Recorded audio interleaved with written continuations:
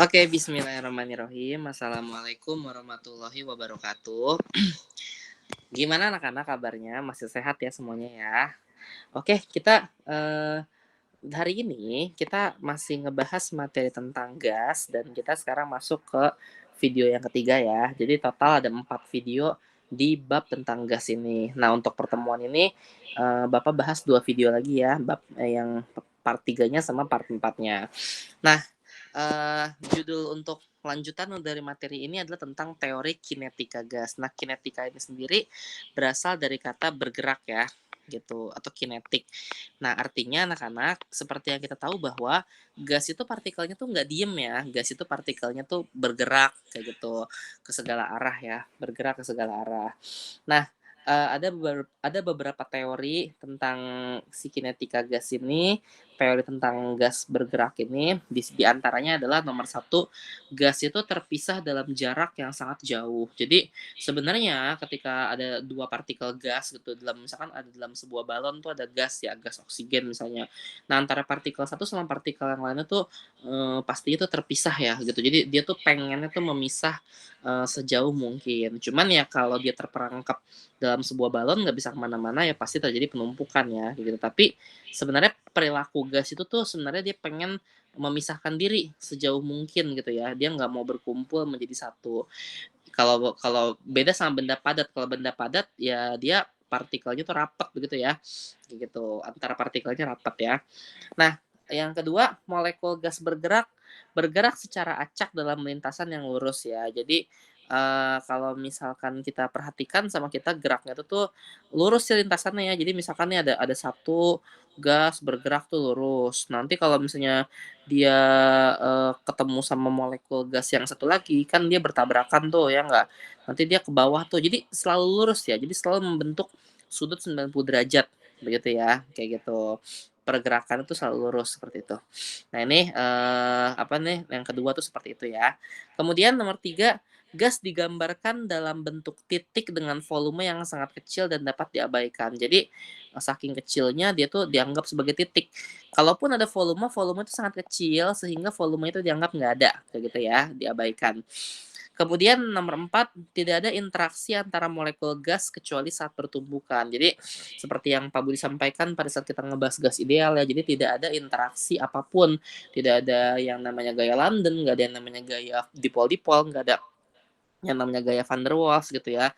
Salah satunya interaksi yang terjadi adalah ketika satu molekul sama molekul lainnya itu bertumbukan ya, kayak gitu. Dan tumbukannya terjadi adalah tumbukan lenting sempurna. Seperti yang kemarin Pak Budi sampaikan, lenting sempurna itu berarti, ketika misalnya molekul A sama molekul B itu bertumbukan, dengan kecepatan 10 meter 10 meter. Nah, ketika bertumbukan kan nanti akan berlawanan arah ya, kayak gitu, memantul gitu ya, elastis dan memantul dan dengan kecepatan yang sama, 10 10 juga, sehingga tidak ada energi yang hilang. Ini teori kinetika gas ya. Namanya juga teori, nanti, pada saat kenyataannya nanti ada gas nyata, ada gas kenyataannya nggak seperti itu, kayak gitu ya. Oke, nah anak-anak seperti yang kita ketahui bahwa, waktu SMP mungkin kita sudah belajar tentang yang namanya energi ya, dan kita sudah mengenal bahwa yang namanya energi itu ada 2 jenis. Ada yang namanya energi potensial, ya kan, ini energi mekanik ya. Ada yang namanya energi kinetik. Nah, energi potensial itu adalah energi berdasarkan ketinggian tempat, ya. Contoh misalnya nih, kalau misalnya Pak Budi punya, ini misalkan lemari ya, ini ada bola di atas lemari sama bola di lantai. Nah, ini memiliki energi yang berbeda ya. Nah, di mana energi potensial itu dirumuskan dengan massa dikali gravitasi dikali ketinggian ya. Nah, kalau energi kinetik itu energi berdasarkan dengan kecepatan ya. Jadi, benda yang bergerak dengan kecepatan, 5 meter per sekon sama benda yang bergerak dengan kecepatan 20 meter per sekon tuh akan berbeda gitu ya. Nah, dan energi kinetik itu disimbolkan dengan setengah mv kuadrat, dirumuskan, sorry kok disimbolkan sih, massa dengan kecepatan kuadrat gitu ya. Oke, nah ini kan energi yang kita ketahui pada benda yang, besar ya. Kalau di fisika kita belajar bendanya itu besar kan, kayak gitu. Mobil misalnya, sebuah mobil bergerak dengan kecepatan 40 meter per sekon, contoh misalnya seperti itu. Nah, anak-anak, karena kita lagi ngomongin gas ya, nah jadi, kecepatan gas itu juga bergantung sama suhu ya. Kalau misalnya, apa sih namanya, suhunya itu rendah ya, misalnya suhu ruangan deh 25 derajat Celcius, maka pergerakan molekulnya pun akan lambat gitu ya. Molekul tuh mager gitu ya, gerak cuman lambat gitu.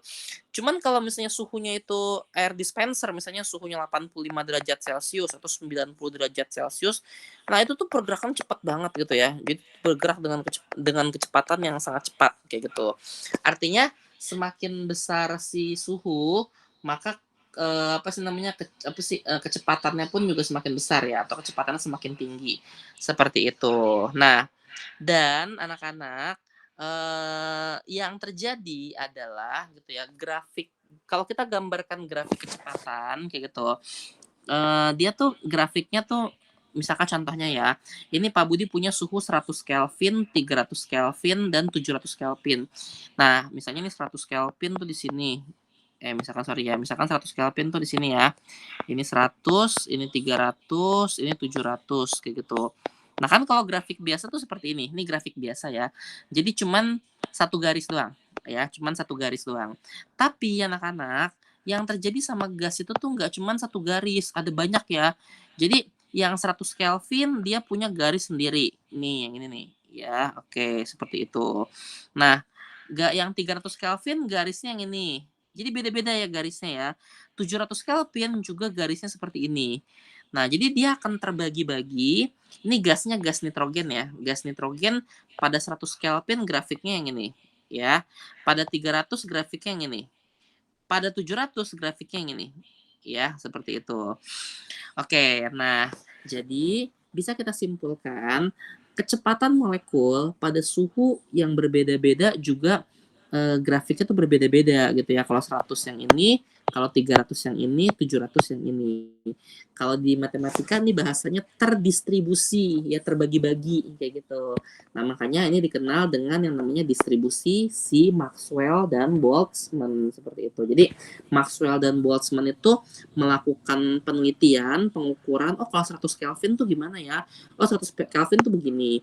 Kalau 300 Kelvin ternyata beda lagi gitu ya. Ini 700 Kelvin beda lagi yang ini. Jadi energinya tuh diskontinu. Jadi apa sih kalau misalnya ini kan 100 begini, ya enggak, 300 begini, 700 begini. Jadi grafik itu lanjut gitu ya. Grafiknya lanjut kontinu disebut continue ya disebutnya ya. Makanya dia cuma satu garis doang. Tapi ternyata menurut Maxwell sama Boltzmann kalau 100 beda grafiknya, 300 beda, 700 beda. Intinya begitu ya. Itu bahasa gampang kayak gitu. Jadi beda-beda grafik gitu ya. Kalau enggak seperti yang kita pelajari selama ini itu seperti enggak seperti enggak cuma satu garis doang kayak gitu ya. Grafik itu discontinue ya. Ya ini kalau secara matematika tuh begini, tapi kita nggak belajar ini ya, tenang aja. Kamu nggak usah ngapalin ini, Bapak pun juga nggak hafal. Ya buat apa juga sebenarnya ya. Kayak gitu. Kita cuman mempelajari grafik ini aja gitu. Artinya beda-beda suhu, beda-beda grafik intinya begitu ya. Itu bahasa gampang begitu. Nah, karena di sini ada 3 grafik ya, berarti kecepatannya juga ada 3 dong, benar nggak? Ini misalnya ini kecepatan yang pertama ya V1, ini kecepatan yang kedua V2, ini kecepatan yang ketiga. Nah, kalau di matematika kalau ada 3 kecepatan yang seperti ini, maka kita pakai yang namanya volume rata-rata. Bener ya? Volume rata-rata. Berarti kalau rata-rata tuh gimana tuh kalau di statistik tuh? Berarti V1 ditambah V2, bener nggak? Ditambah V3 dibagi 3 seperti itu ya. Nah, itu volume rata-ratanya berapa? Kalau ada 3 ya. Tapi anak-anak ya, kalau V1, V2, V3 ini berlaku untuk grafik yang seperti ini. Nah, karena grafiknya itu berbeda-beda ya, karena dia itu apa namanya, grafiknya seperti ini, maka nanti kita tidak pakai yang namanya volume rata-rata. Kalau kalau kita mau nyari, "Pak, dari V1, V2, V3 volume rata-ratanya berapa?" Gitu ya. Kita nyarinya tuh nggak boleh V1 tambah V2 tambah V3 dibagi 3. Ini secara matematika tuh nggak boleh ya. Kenapa? Karena rumus rata-rata ini buat yang ini berlakunya. Nah, maka kalau kita mau mencari volume rata-rata dari grafik yang seperti ini, nanti kita kenal volumenya namanya volume RMS ya. VRMS itu apa? Nah, ini ini singkatan nih. R itu adalah root, ya. M itu artinya min, ya. S itu artinya square. Nah, bukan persegi ya, beda-beda nih. Root itu kalau di matematika artinya akar. Min itu rata-rata. Square itu kuadrat, ya. Jadi udah di akar, udah di kuadrat, di rata-rata. Gimana tuh, Pak tuh? Berarti V1-nya itu kita kuadratin dulu, bener nggak? V1 kuadrat, V2 kuadrat, V3 kuadrat. Begitu ya. Terus di rata-rata berarti dibagi 3. Nah, dan ini endingnya tuh di akar. Nah, inilah yang disebut dengan VRMS. Nah, kalau kita nyari rata-ratanya dengan cara seperti ini, baru ini bisa menggambarkan grafik yang ini. Seperti itu. Ngerti ya anak-anak ya sampai sini ya? Kayak gitu. Oke, paham ya? Sip. Nah, nah ternyata MR juga berpengaruh ya. MR itu kan berarti hubungannya sama jenis gas. Ini kan gasnya gas yang sama nih, sama-sama gas nitrogen tapi suhunya beda-beda, 100, 300 sama 700. Nah, kalau Bapak balik, suhunya sama-sama 300, tapi gasnya beda-beda. Ada gas Cl2, N2 sama He. Oh, ternyata grafiknya juga beda-beda ya.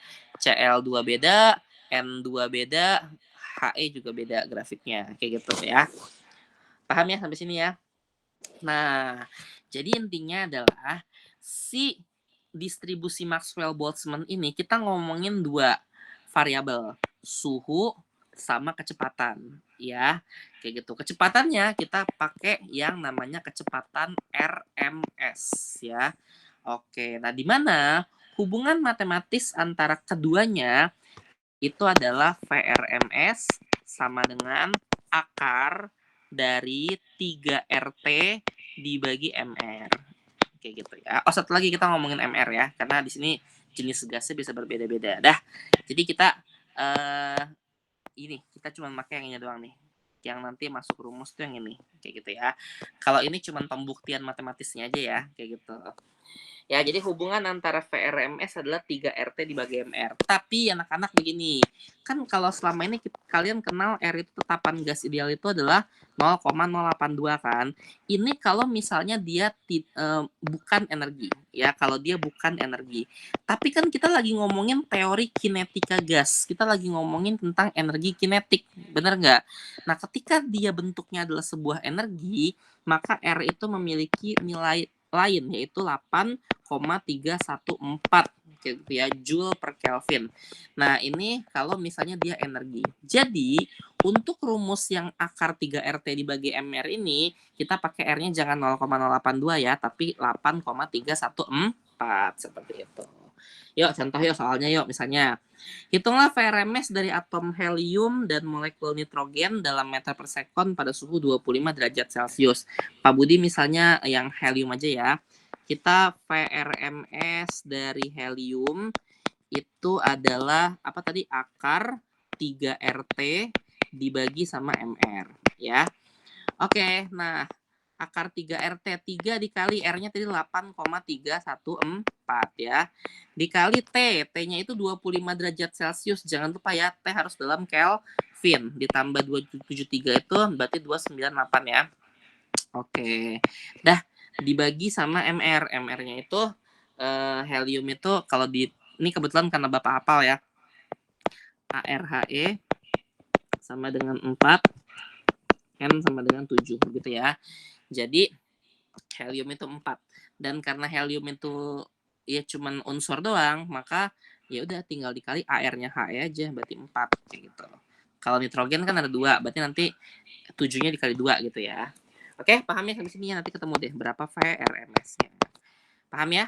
Nanti Pak Budi minta kerjakan 2 soal ya, mencari VRMS. Pakai akar 3RT dibagi MR aja. Oke, bisa dipahami ya. Ini soal latihannya, silakan bisa kamu screenshot sama kamu ya. Oke, sip. Nah, yang berikutnya ada peristiwa namanya peristiwa difusi sama efusi ya. Nah, ini mungkin Pak Budi dari efusi dulu. Efusi itu adalah peristiwa lolosnya molekul-molekul gas akibat adanya celah kecil. Jadi kalau misalnya contohnya nih, Pak Budi punya 2 ruangan, awalnya nih nggak ada nih ya, ini awalnya nggak ada celah nih. Maka di sini ruangan yang Pak Budi isi sama gas, ini ruangan vakum atau ruangan hampa udara, ruangan nggak ada gasnya.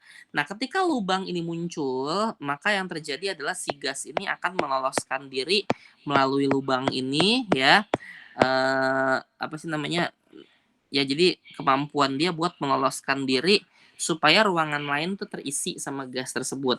Nah, peristiwa itu disebutnya adalah peristiwa efusi, peristiwa lolosnya molekul-molekul gas akibat adanya celah kecil ya, kayak gitu. Nah, difusi itu proses menyebarnya molekul akibat perbedaan konsentrasi. Contoh nih, misalnya nih ya, Pak Budi misalnya di sini nih punya nih misalnya sama-sama punya gas nitrogen ya. Sama-sama punya gas nitrogen ya, di mana sisi sebelah kirinya itu cuman 3 molar. 1, 2, 3 gitu ya konsentrasinya ya. Yang sebelah kanannya ada 5. 1, 2, 3, 4, 5. Nah, kamu masih ingat ya sifat gas itu akan menyebar secara merata. Nah, artinya kalau ini konsentrasinya 3 molar dan ini konsentrasinya 5 molar, maka dia akan menyeimbangkan diri dengan cara satunya tuh pindah ke sini, kayak gitu ya. Sehingga nanti sama-sama 4 molar, begitu ya. Nah, ini peristiwa ini disebut adalah peristiwa difusi. Jadi, berpindahnya suatu molekul gas ke sisi lain karena perbedaan konsentrasi, seperti itu. Paham ya sampai sini ya? Oke. Nah, berarti ketika gas itu bergerak, mau ke kiri, baik ke kiri ataupun ke kanan, dia kan punya kecepatan ya, benar nggak? Ketika suatu gas itu bergerak, dia punya kecepatan. Nah, di mana kecepatannya itu adalah kecepatan RMS tadi ya, VRMS, kayak gitu. Oke, nah anak-anak, misalnya di sini ya, Pak Budi punya yang di sebelah kirinya itu adalah gas hidrogen deh, hidrogen sama oksigen deh misalnya ya, oke. Ini yang sebelah kiri Pak Budi kasih yang 3 molar tadi misalnya adalah hidrogen ya, contohnya ya. Oh, atau misalnya 4 molar deh, sama-sama 4 molar hidrogen, kayak gitu. Nah, yang sebelah kanan oksigen, contohnya ya, misalnya ini hidrogen sama oksigen. Nah, ketika celahnya Pak Budi buka kan nanti, dia menyebar ya secara merata ya. Jadi, yang ini yang 2 pindah ke sini, ya kan? Yang 2 juga pindah ke sini, kayak gitu ya. Nah, jadi dia menyebar secara merata. Di mana berarti masing-masing dari mereka tuh punya kecepatan, ya enggak? Ini punya VRMS hidrogen, ya kan? Yang ini juga punya VRMS oksigen, kayak begitu. Berarti kalau kita bandingkan sama kita, VRMS-nya hidrogen, kalau kita bandingkan dengan VRMS-nya oksigen, tadi kan VRMS itu punya rumus akar 3RT dibagi MR ya, benar ya? Oke, berarti di sini yang atasnya itu adalah akar ya kan 3RT dibagi sama MR-nya hidrogen, seperti itu. Yang bawah juga akar 3RT tapi dibagi sama MR-nya oksigen. Betul ya? Oke, nah karena sama-sama akar, boleh dong Pak Budi gabungin jadi satu ya? Oh, boleh-boleh aja ya kan? Nah, sama-sama akar kan atas bawah kan? Oke, terus 3RT sama 3RT boleh dong kita coret dong sama kita dong? Coret, coret, bener? Oke, sehingga secara matematika tuh dekat ketemu dekat, jauh ketemu jauh, bener nggak? Nah, artinya si oksigen naik ke atas ya kan? Si H2-nya tetap di bawah. Jadi kalau kita bikin VRMS-nya hidrogen dibagi sama VRMS-nya si oksigen itu sama dengan akar dari oksigen yang naik ke atas, benar ya? MR-nya oksigen dibagi sama MR-nya hidrogen, seperti itu ya. Dengan kata lain anak-anak, ini kan gas itu kan nggak selamanya hidrogen sama oksigen. Misalnya gas hidrogen itu adalah gas pertama, oksigen itu adalah gas kedua. Jadi kalau kita bikin secara umumnya rumusnya adalah VRMS1 atau kecepatan 1 gitu ya. Ini kecepatan aja deh, kecepatan 1 gitu kan. Pastinya kita tahu bahwa kalau misalnya kecepatan pada gas itu disebutnya VRMS ya. Gitu. Makanya kita nggak usah nulis RMS lagi deh, intinya kecepatan ya. Per kecepatan gas yang kedua, ya kan, oksigen, sama dengan akar, MR kita balik. MR gas oksigen berarti MR yang kedua dibagi sama MR gas yang pertama, kayak gitu ya. Ini adalah perbandingan antara gas pertama sama gas kedua pada peristiwa efusi dan difusi itu seperti itu ya. Nah, nanti di soal V itu kan kecepatan, ya enggak? Nah, ini bisa disimbolkan dengan banyak, karena kita lagi nggak belajar fisika ya, kita lagi belajar kimia gitu ya. Kecepatan suatu gas itu tuh bisa diukur dari apanya sih, Pak? Oh, contohnya misalnya bisa diukur dari waktunya, ya, cepat atau lambat. Atau bisa dilihat dari konsentrasinya, misalnya, oh kalau misalnya konsentrasinya ini lebih banyak, lebih cepat 5 molar. Oh, kalau konsentrasi gasnya si oksigen lebih lambat cuman 3 molar gitu ya, atau bisa diukur dari molnya kayak gitu kan. Bisa diukur juga dari suhunya kayak gitu ya, kecepatan bertambahnya suhu kayak gitu kan, atau bisa diukur dari volume seperti itu ya.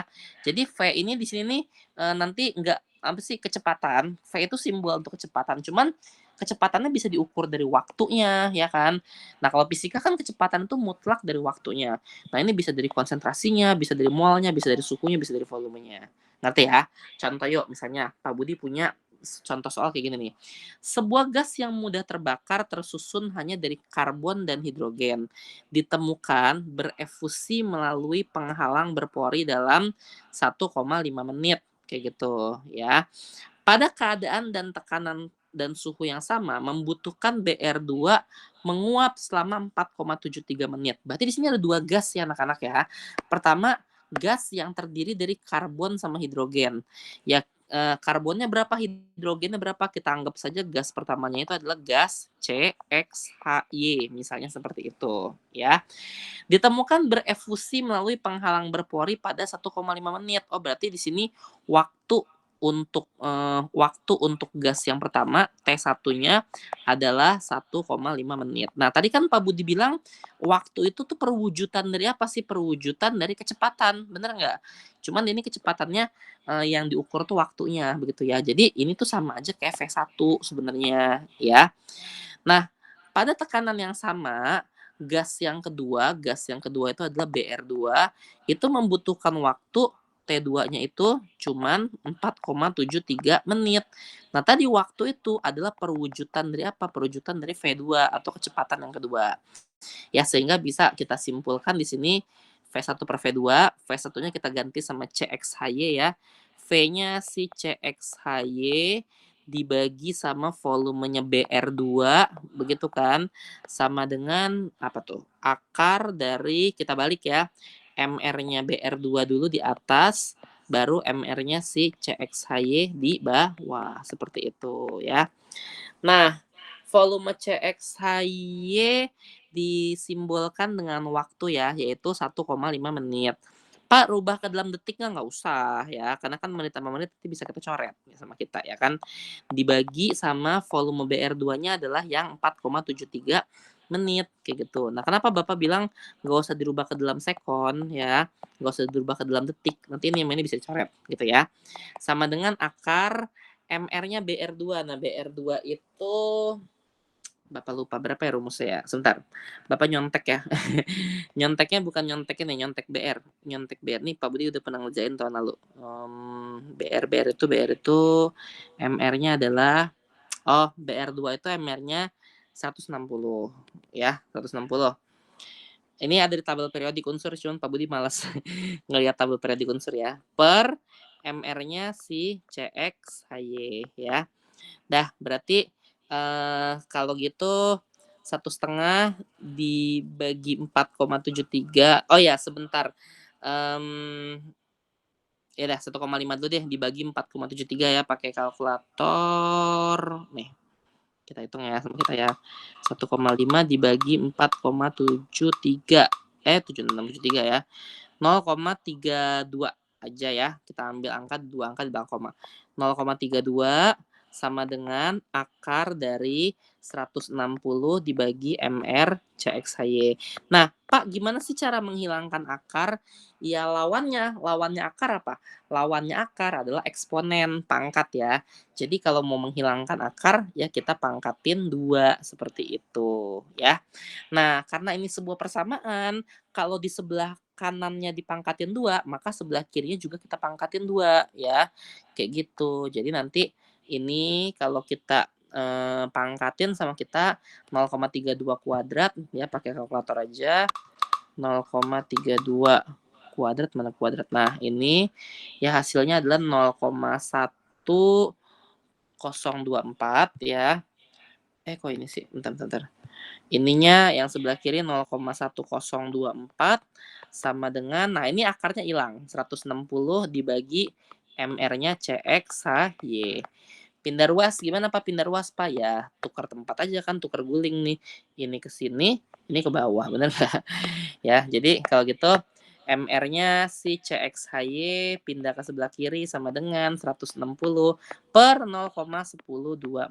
Hasilnya berapa? Hitung sendiri ya nanti ya. Itu MR-nya si CXHY. Paham sampai sini? Oke, sip. Nanti Pak Budi punya latihan soal, ini silakan dikerjakan. Nanti kalau udah selesai, satu file ini Pak Budi kirim ya, satu bab tentang gas, kayak gitu ya. Oke, mungkin di video ketiganya Pak Budi sampai sini aja. Nah, masih ada satu video lagi tentang gas nyata ya. Kita ketemu di video berikutnya. Pak Budi tutup dulu, kurang lebih mohon maaf. Assalamualaikum warahmatullahi wabarakatuh.